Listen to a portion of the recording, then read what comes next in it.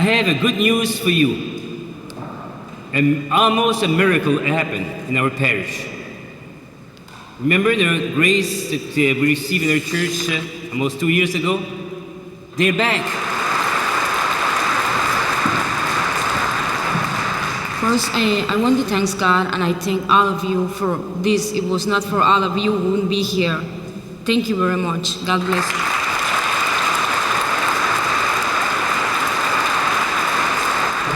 Thank God and thank you.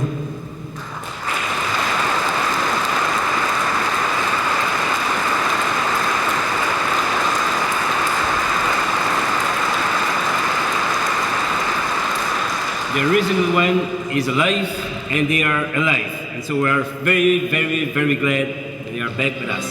Welcome with us.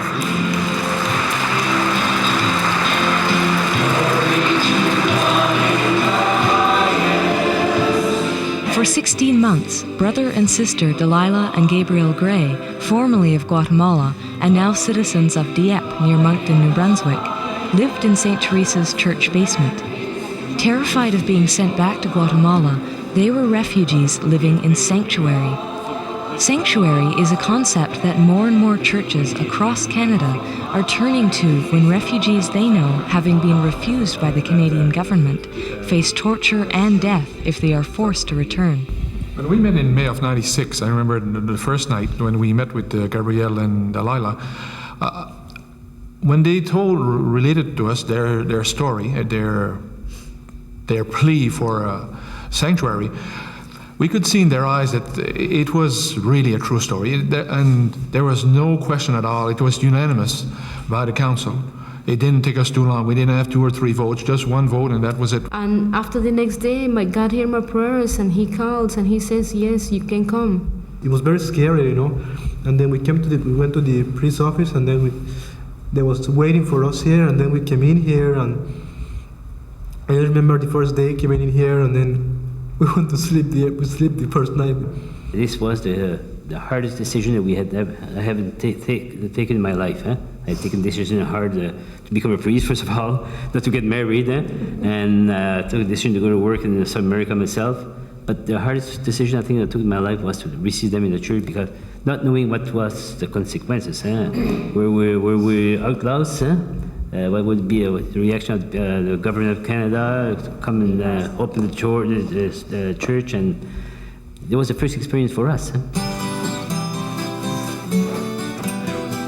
Let's take a moment to think about where the Sanctuary Coalition is at this point, and where we're going, and what our next steps to get there should be. As I understood the formation of this group, the beginning anyway, it wasn't so much that we were against the system or working for systemic change or whatever. There were just very real people that we cared about, that we were trying to help. I think one of the advantages we've had as a small group is that we're not part of any large official institutional structure. So we do have a freedom to respond, and to respond out of our own consciences and commitments. To me, the gospel mandate is these have suddenly become our neighbors, and we don't pass by on the other side. I think that's the gospel mandate. But I think that's what kept the origin of the Sanctuary Coalition was in 1992, when a group of people from Southern Ontario came together, concerned about the plight of people who've been turned down by the Refugee and Immigration Board, but who were regarded by us as bona fide convention refugees. We came together with a commitment, actually in relation to 23 families, a commitment that we would not abandon them. They were all under deportation orders. We said they should not be deported, and we will not abandon them. We were a gathering of people from the Southern Ontario region, people in Toronto and Hamilton and Guelph and Kitchener and Fort Erie. But in fact, Sanctuary has sprung up across the country quite independently of us, in New Brunswick, in Montreal and Vancouver. And almost every 3 months I get a call from some little church somewhere that's declared sanctuary. Typed up and it's ready to send. real middle-of-the-road parishes or congregations, and they do it.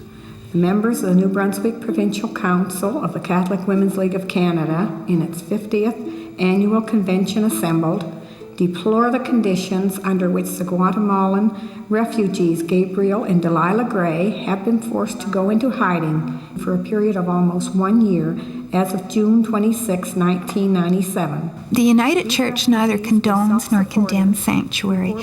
There are some times, though, when congregations have found that individuals have not received due process, that we then recognize that congregation has the right to offer sanctuary to the newcomer.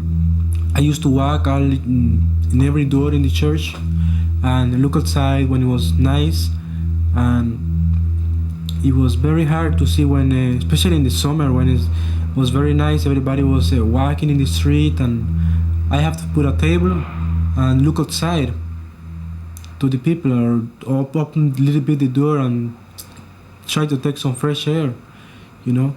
So it was very, very hard. Mentally, it really did affect us. I would like to see it as a vehicle of second sober thought.